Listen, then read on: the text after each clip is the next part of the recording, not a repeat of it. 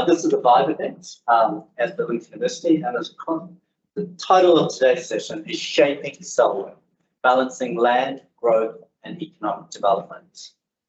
Today's conversation focuses on the issues that sit at the heart of our future, of that future of Selwyn. As Selwyn continues to grow at pace, the decisions we make about land use, infrastructure and development are becoming more complex and more critical. Balancing economic opportunity with environmental stewardship and community wellbeing is no small task, and it's one that requires both insight and collaboration. Today, we've got two speakers. Well, first of all, Dr. Femi Olajide from Lincoln University, and then I will welcome the Mayor of Selwyn District, Gliddon, also. Femi, first of all, brings a wealth of experience across academia and professional practice, having worked in urban and regional planning roles in Nigeria, Italy, and here in New Zealand. His work spans planning, environmental management, and community development, with a strong focus on how different systems, social, economic, and environmental interact. Femi will just give a brief overview of a few things happening at Lincoln University, and then we're going to pass to the Mayor to address some of the more broader issues in the Selwyn District. Femi, welcome.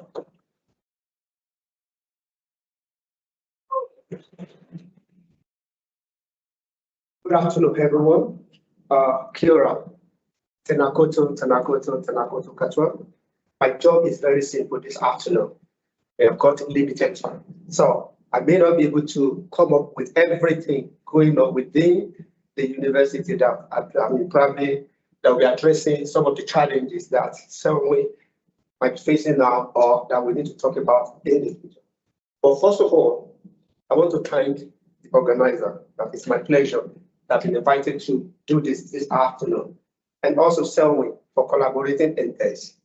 Of course, as the event is framed as well, that Selwyn will continue to grow, probably for different reasons.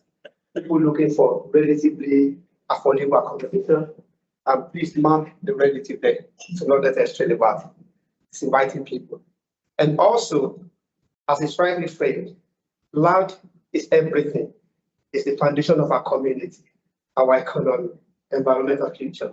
And whatever, the decision we make today has a far-reaching implication in what happens tomorrow and what we live with. Hopefully, I get this right. Okay, yeah.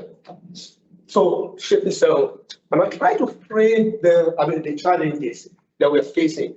Say, well, where do we grow the houses that we have to live with? How do we address that? It becomes very important when we're talking about the future of Selwyn. How do we make sure that the decision we take today will consider the environmental impact of it? And at the same time, there are cities developing within Selwyn or towns, real estate is there. Then how do we ensure that the natural environment as well is preserved? Then going ahead with that, in addressing these challenges, Lincoln is very central to this. And I just want to highlight a few things that we're already doing in this space across our 3 faculties, centers, and institutes. So how are we responding to this? Of course, there's a memorandum of understanding between Lincoln University and Selwyn, and even beyond Selwyn with Canterbury, which is responding to some of these challenges. Also, we're educating future leaders who will eventually address some of these problems. And also through our faculties, they are already engaging in some of these issues, addressing those issues. So on the area of memorandum of understanding, that gives us a kind of opportunity to actually work more collaboratively with Selwyn District Council. And there are a few initiatives that are already going on. Of course, I can't mention every one of them, but just as an example. For example, there's a kind of supporting implementation of blue-green network, and there's a team working across that from environmental management and HGLS. And I think from the report I got today, actually advanced, addressing some of the issue with the blue network. And also, there's also the issue of housing intensification. The people, there's a group also working on that. How can Selwyn incentivize housing intensification because the population is going to grow. It will be a matter of, can we eat our cake and have it at the same time? We need to accommodate the population. Where will they need housing? Agricultural land is there. So there's a kind of tension. So maybe intensification is the way. And if it's going to be intensification, what kind of intensification we're talking about? Then on the student side, we are also educating our students who can address these multiple challenges in a systemic way, not seeing them as isolated across our 3 faculties and centers. And some of the projects that we've done, like Royalty Growth Town, it was a student project in collaboration with Selwyn, talking about parks, and also Future Selwyn, Eastern Selwyn Spatial Planning Project. I was involved with that, and we were able to leverage on what Selwyn is already doing to keep our students as well. Some of those faces might be familiar to some of you in the audience there. Okay. And also our research is also engaging with some of those challenges that Selwyn is facing, talking about protecting the productive land. We've got our colleagues in landscape architecture who are already establishing this, and also the future landscape. So we've got them already involved in this. Housing intensification, how do we grow our housing and where we also grow our food is very important. The natural resource and social infrastructure, and that is where the Blue Network comes in, parks. And we've got our waterways that are very established in this. And also in terms of energy, how do we meet the energy demand for the population that will be growing? The university is also growing our capacity in that aspect, talking about solar farm, what it does across over there. And also talking about resilient community and economy. Food and fiber future is part of what we do as Lagos here, so things are going on. The property development, of course, property is very central to economy of New Zealand, and we've got a department here at Lincoln University which is also looking at that. So I will move very close, very quickly, so that I don't take much time. I've been giving just 5 minutes. Hopefully, I'm still within my 5 minutes. Just 1 minute, okay. So that should be fine. So in case I didn't mention your faculty in terms of what you're doing, I've got only 5 minutes to do this, but we know a lot is going. After this, please feel free to ask me questions. I've actually gone through every faculty to see what is happening there, so I can answer. I can respond to your question. Of course, including this, Lincoln University is well placed to address these challenges and is committed in a way that to sustainability, to economically productive activity, and also to make sure that the development is socially inclusive. And how do we do this? We do this by contributing knowledge from our students and also from our faculties, and also people and partnership, building partnership with councils around us and professionals, and also providing practical solutions. We are not just theorizing. Of course, we theorize, but we provide practical solutions in ensuring that growth in Selwyn is not only economically successful, but also environmentally responsible and socially grounded. But I want to say, to close everything, that all of these things that we're doing, in order to do more, just say the direction to council. I know there are challenges here in terms of finance. It will require some level of funding between the university and council in order to customize some of these issues to Selwyn specifically. Of course, it doesn't have to be grandiose. It could be grant, it could be internship, it could be scholarship for students that they can do some of this and provide solutions. So at this point, I want to say thank you for listening to me, and I would like to invite my PC. Thank you.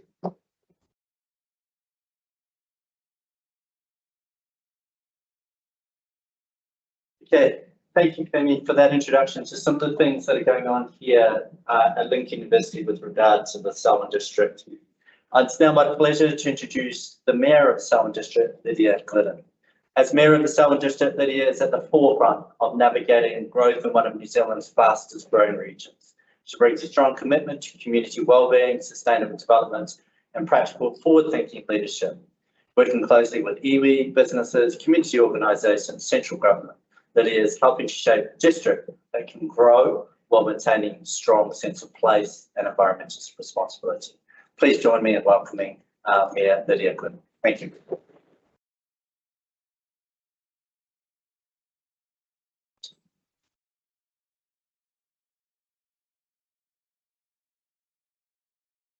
I wrote some notes for this because I sometimes can get very distracted about what I'm talking about and take a bit of a side quest. So I know that I need to stay on track tonight, but there is so much to talk about when we're talking about balancing land and growth.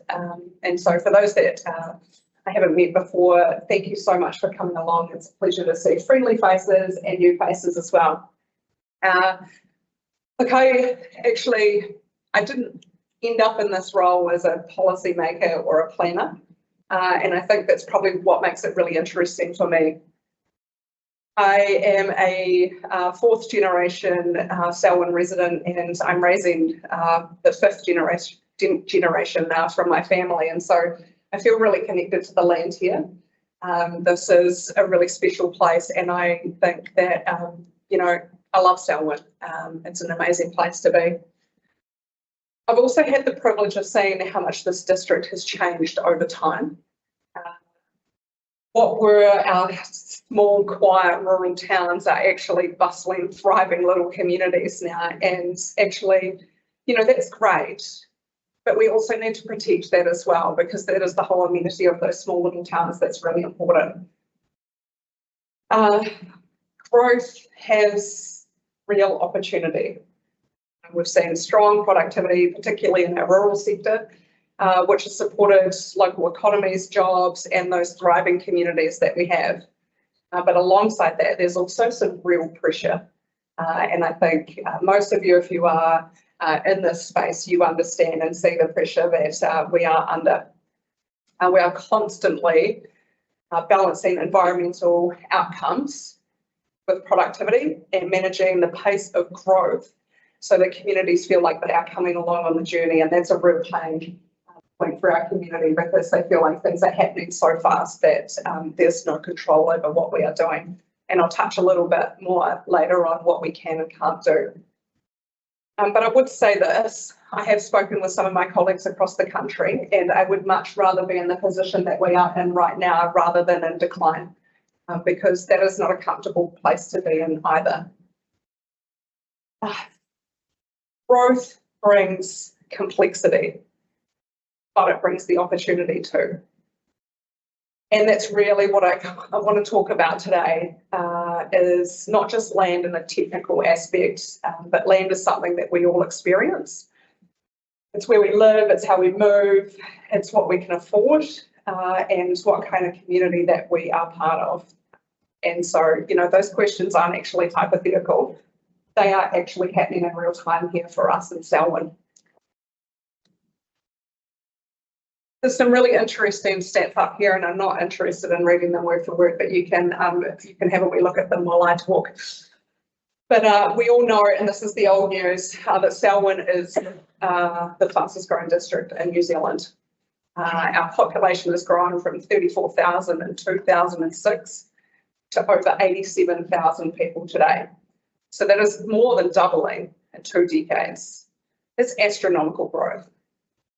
And we're continuing to grow strongly, and those projections are still rising. So we try and plan our data and think that we're taking the high line on this. We are constantly exceeding that, and that brings, again, challenges, but also opportunities. I think it's important that the growth isn't random. 90% of it is within our townships of Rolleston, Lincoln, and Prebbleton, and you will see that that growth and the pain that comes with it here in Lincoln. I think what makes it real is how visible it is in your day-to-day life. For our citizenship ceremonies, we have those once a month at the moment, and that is over 100 people once a month that are becoming citizens of Selwyn, of this community. And so that is a lot when you start to look at that over the years. And we need to provide for those people that are choosing Selwyn as their home. And from a personal view, I've seen the benefits of that growth too. I started a cafe out in Darfield, so that small bustling rural community, and that was successful in no part because of the strength of our local agricultural economy. So, you know, those smaller towns are our real service hubs for the rest of our community. And I think, in my view, and this is my personal view, is that when farming does well, it supports the whole network of business. So it is our CAS, it is our services, it's our trades, and it helps to build those communities. But growth isn't just the numbers on a page, it's something that you see and feel across this district. And alongside that, we talk about the pressure and the challenges, and it puts pressure on roads, on transport, on water, on infrastructure, on housing affordability.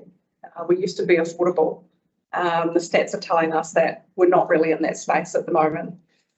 And growth, you know, it does sound positive, but I would rather be in the positive than the decline. And it's positive probably until you are responsible for managing it. And that's where a lot of the challenges come. We're effectively planning for a district that will double its size. It's not just numbers, it's additional household, that is additional infrastructure, that is additional services, it's additional transport, and it's long-term financial commitments that we need to make on behalf of our community. I think what makes Selwyn different is the pace. And so if you look at the dark red, we are the only district in the dark red. And so that is the change in population in New Zealand. So a lot of people are choosing Selwyn as their home. We're growing at around 2 to 3% per year. And so nationally, it is about 1%. And in many parts of the country, you can see that growth is declining. Selwyn stands out nationally because we're one of the few consistent at that very high end of projection. But these numbers, that's huge. If we're talking about this area of 172,000 people, and that's what we need to start planning for, because the decisions that we make aren't just for today, they are for tomorrow and 10, 20, 30, 40, 50 years. We need to actually start looking out at the long-term planning of our district. But each time that these get updated, they change. And for us, they keep growing. So the real question isn't really whether we grow. We know that we're going to. But the question for me is how well we prepare for it because of those decisions that we need to make. These are some great examples. So Rolleston in the 1970s, it's not much. It's a great example of the change that we've experienced. And, you know, back in the 1970s, Rolleston was that small rural community, and so it can happen anywhere. There was around 1,000 people in here, and it was centred around the railway junction. And at the same time, there was a vision, and some of you might know this, and I'm not trying to tell you to suck eggs, but Prime Minister Norman Kirk developed it into a satellite city with that vision of 80,000 people. And so, you know, I really think that we're going to be sitting in that space of 80,000 people for Rolleston in the not near future. But the main growth didn't really start to take off until the 2000s. And then the Canterbury earthquakes happened. And you can see the spread that started. This is rapid acceleration as people moved out from Christchurch to Selwyn, and I keep calling it the good ground, the good stable ground. And I don't think the people from Christchurch quite liked me saying that, but I think that is what it is. And then there was another surge through the COVID period, and today there are 34,000 people that live in Rolleston. Substantial residential growth, But not just that, it is alongside the vision of iZones, the industrial hub, and I'm grateful for the people that have come before me that had the foresight to think and invest and plan in this space. So, you know, it's those decisions that you make many years ago that you are so grateful for today. Like this change happened in a relatively short period of time. And if we step back, it actually reflects a broader shift in land use across the district. And so we've gone from rural land to lifestyle blocks and then to those increasing urban environments. And so that is what the acceleration is. And that makes our planning very complex at the rate of the growth.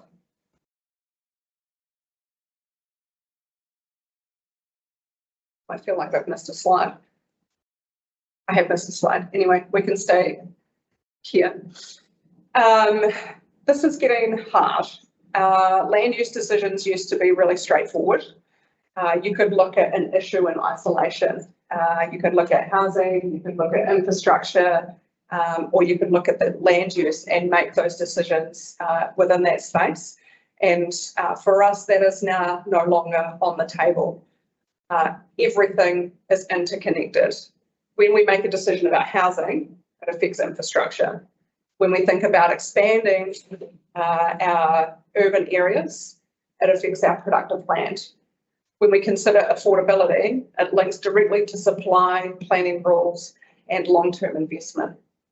And so laid across all of that are environmental outcomes and expectations. So instead of solving one problem at a time, we actually live in the space of balancing multiple priorities all at once.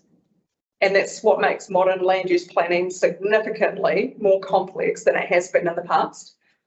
And once you understand that complexity, you start to see why every decision has its trade-offs.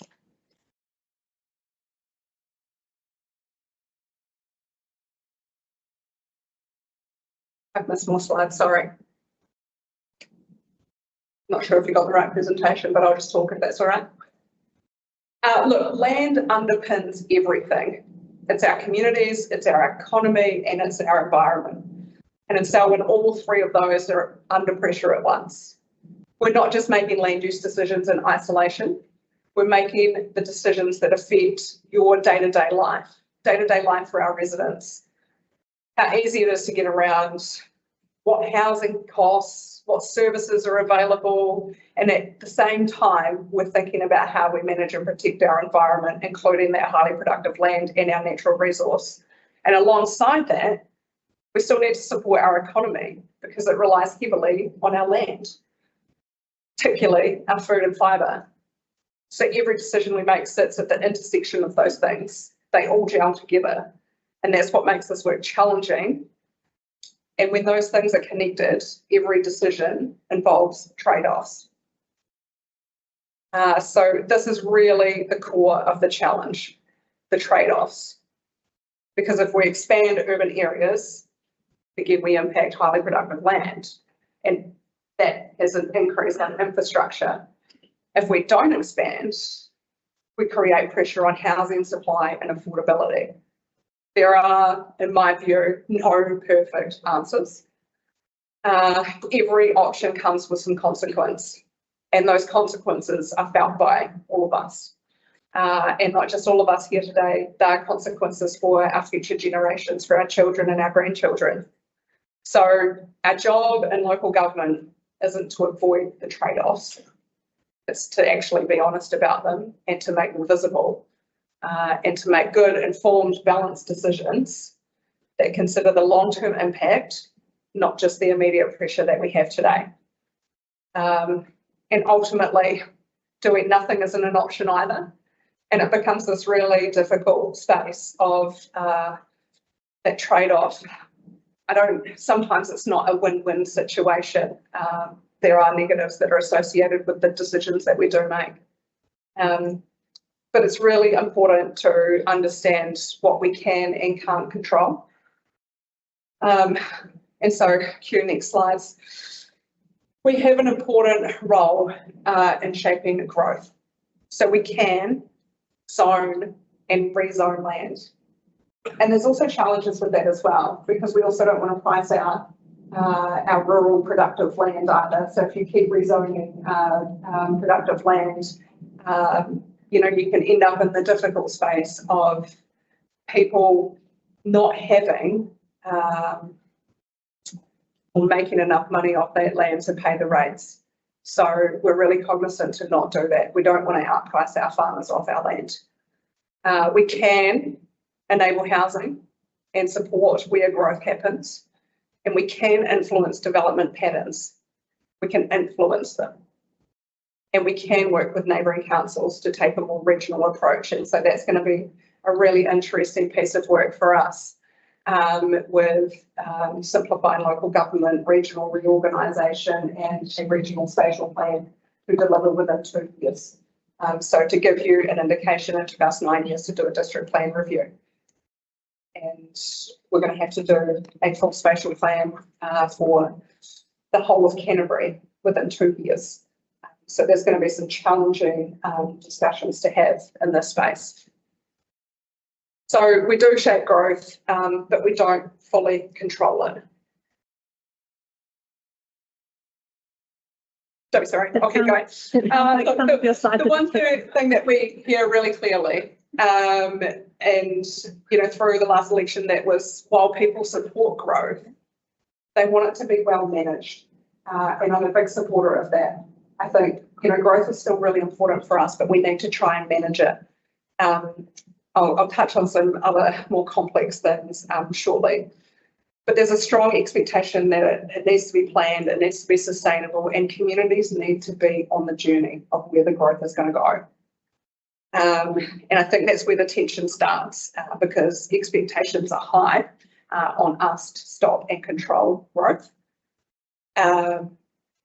But there are actually real constraints to what we can do. So we can't stop it. We can't say no. We can't just not accept resource consents, subdivision. We have to operate within policy constraints. And, you know, if we're talking about the National Policy Statement on Urban Development, well, that pulled out the ring fencing around all of our towns and our planning that we had, which created a lot of free-for-all planning. So, you know, this isn't actually unique to any one government either. You can't pinpoint this. This is actually a consistent trend from our central government friends. So it does create a real tension there for us. The tools and levers that used to be available to us are now not. And so navigating that gap is quite challenging. If we touch on policy, you know, there is the National Policy Statement on Urban Development, which freed everything up, and then a National Policy Statement on Highly Productive Land came in to counteract urban development, and neither one has any hierarchy with each other. They both sit alongside each other, and so, you know, that makes it really difficult for us as well. But I think the biggest thing that has changed for us is actually the fast track.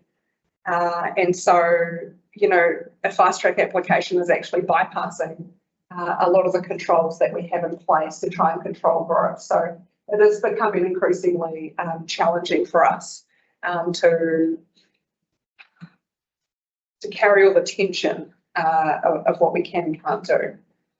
And then sitting behind a lot of this is actually the broader program of reform. So the onslaught of central government reform that we are currently dealing with, that we all sort of got handed before Christmas, changes our planning systems, our infrastructure funding, our emergency management, and potentially our local government structure as well. So this is an extremely complex operating environment, and bearing in mind I've been in the role 4.5 months, and all of that has happened in that 4.5 months. So it is a lot to navigate at the moment, and it almost feels like our world is just chucked up in the air and we are waiting for some things to land so that we can start to deal with them.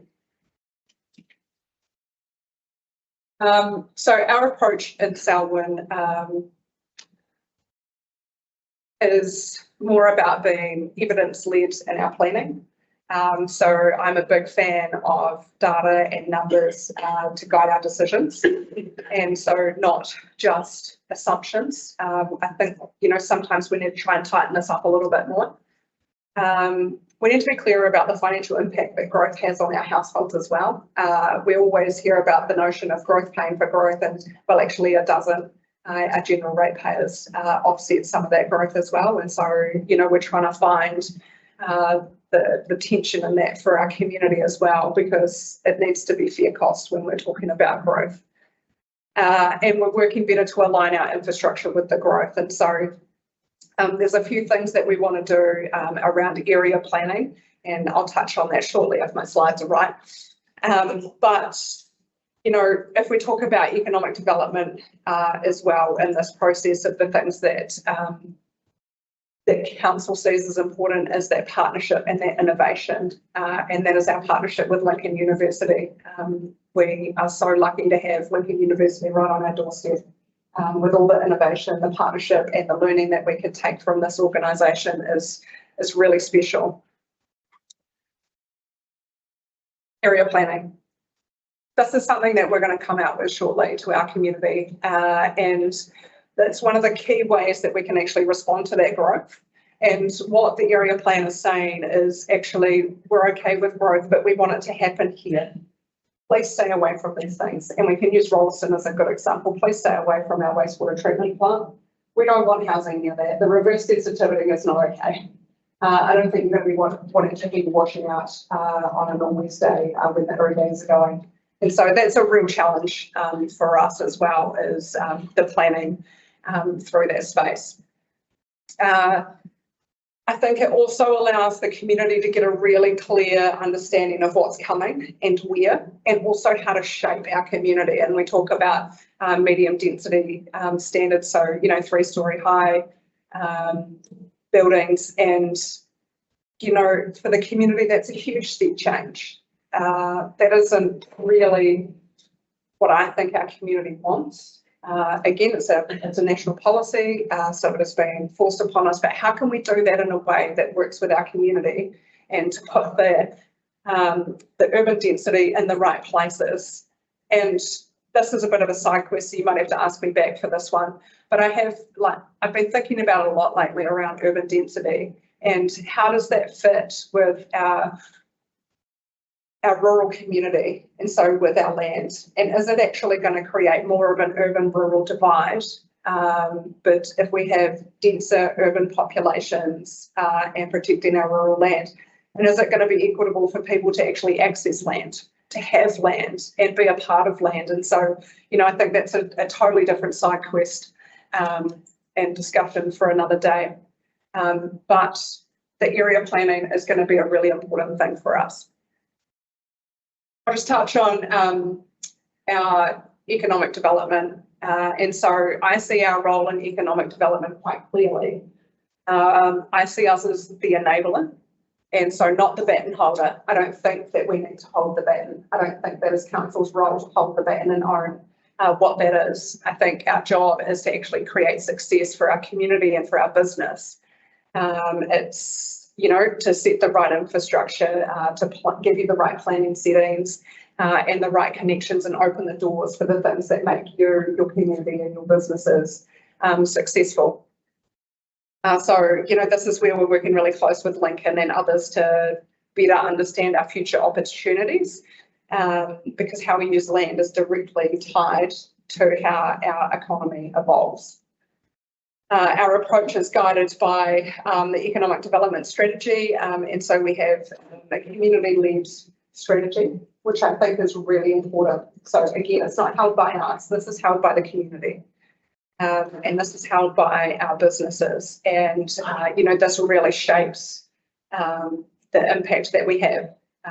And so, our role within that is to create confidence for investment, to advocate with central government, to help connect industry, iwi partners, so that the opportunities can actually move a little bit faster. So if it's something that you need, let us know what we can do. There's been an amazing energy program that has been done that we helped stand up, and now this is actually owned by economic development and by our community steering group there. So, you know, there's other things that I think I'm really proud of is that we can help and set this up and then let our community run with it. What I've learned over the past few months, this work isn't easy. It can be quite fun and it gives you lots of opportunity, but there are a lot of competing priorities. There's strong views, there's real consequences attached to every decision that we make, and the reality is that we will never be able to please everybody. And, you know, I'm okay with that, but as long as we are explaining why, that is something that is really important to me. But what we can do is be clear, consistent and honest. And, you know, you explain those trade-offs and you bring people on the journey that we're on, and you stay focused on what is our long-term vision for here.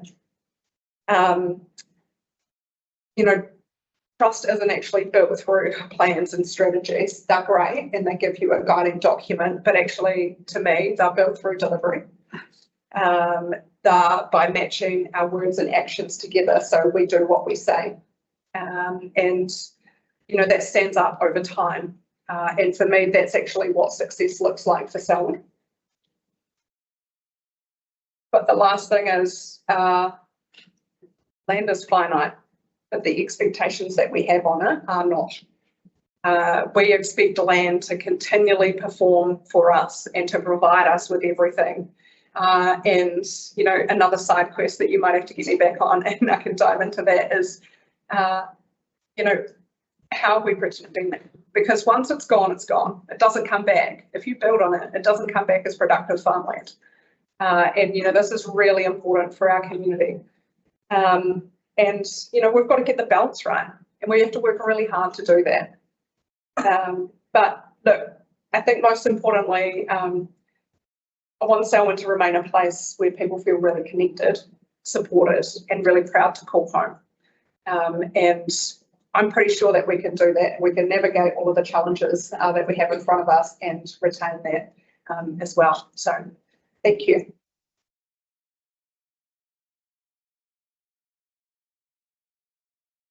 Thank you, Lydia, for excellent insights into the Selwyn District planning and future directions as well. Please, if you would like to stay there. I'm sure there's some questions from the audience. If you'd just like to introduce yourself right now. Hi, Mayor Lydia. I'm June Lubido. I'm also a resident here in Selwyn, particularly Gliddon. You did mention already about one of the trade-offs, which is the urban expansion and then protection of active land. How do you see about the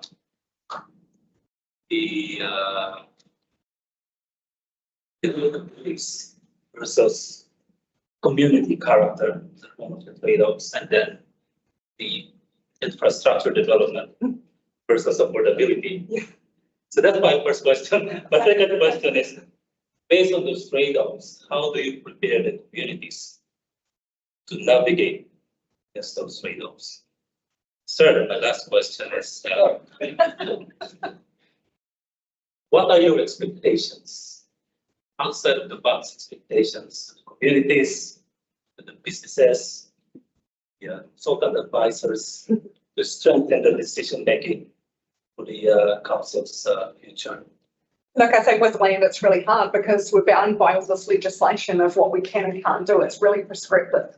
It's very regulatory. It's a yes and no type situation, and we're really bound by some of those decisions. So it makes it particularly difficult to say no. But I think actually what is the most important thing coming up for us, in my view, is the area planning. And so that is where we are out with the community. We are asking you, where do you want to see growth? What do you want to see happen? Where do you want to see, the medium density? And because we have to deal with it. It's available, but can we try and constrain it and actually say we're okay with it over here? Because we don't want to lose our village amenity feel. I don't want us to become Christchurch. That's not who we are, and that's not the feel of the Selwyn District. And so, yeah, it's really challenging, but it's got to be a journey. And so that area planning engagement is really important. And also because that area plan engagement will then feed up into what is a spatial plan for Selwyn, and that will feed up into that regional spatial plan. So, you know, this is a big flow-on effect, but we've got to start with the community first, because I need the community's views on what our land and what our towns and our area looks like to be able to take that up into that regional spatial planning area, because that is ultimately my job, is to represent this community, and that's our people. So watch this space, it's going to be pretty interesting. Thank you so much. I mean, from an urban part, because I know development, because I see it's more opportunity. Yeah, you're the resident expert here.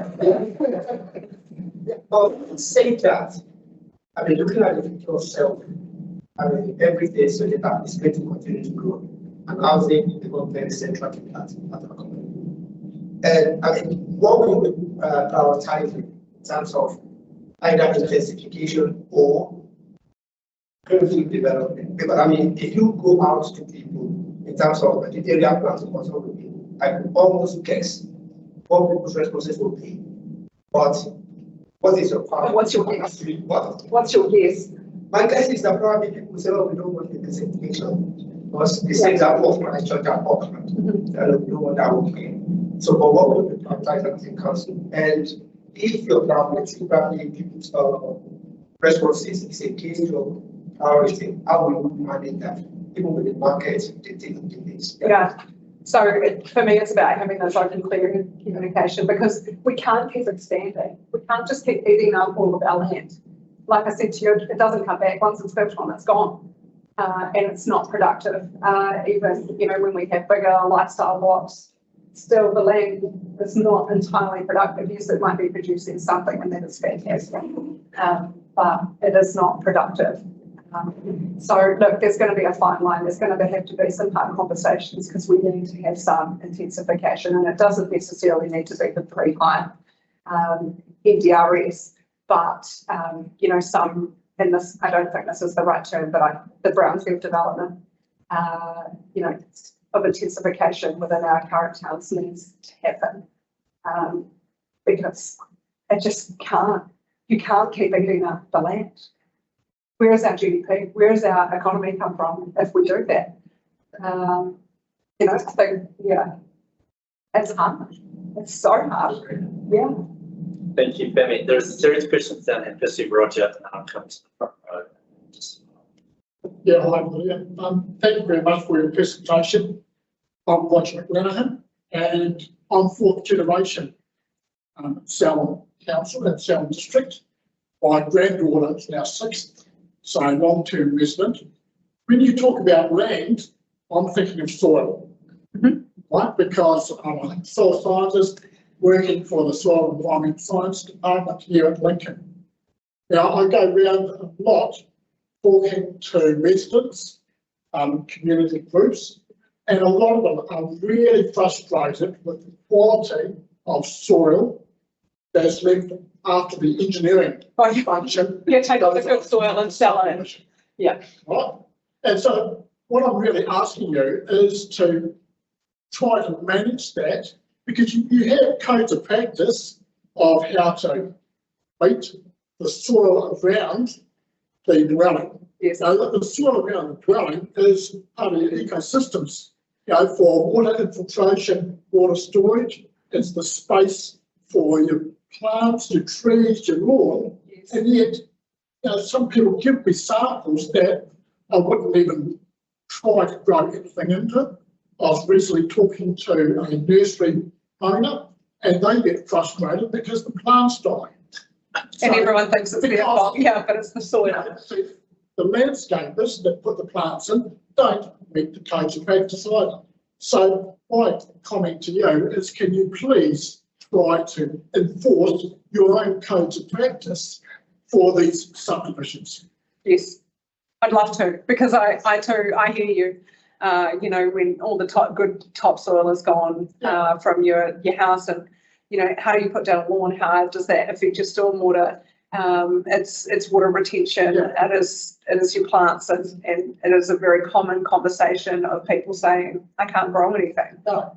Yeah. But there is the code's practice there that you have in your own documents. Yes.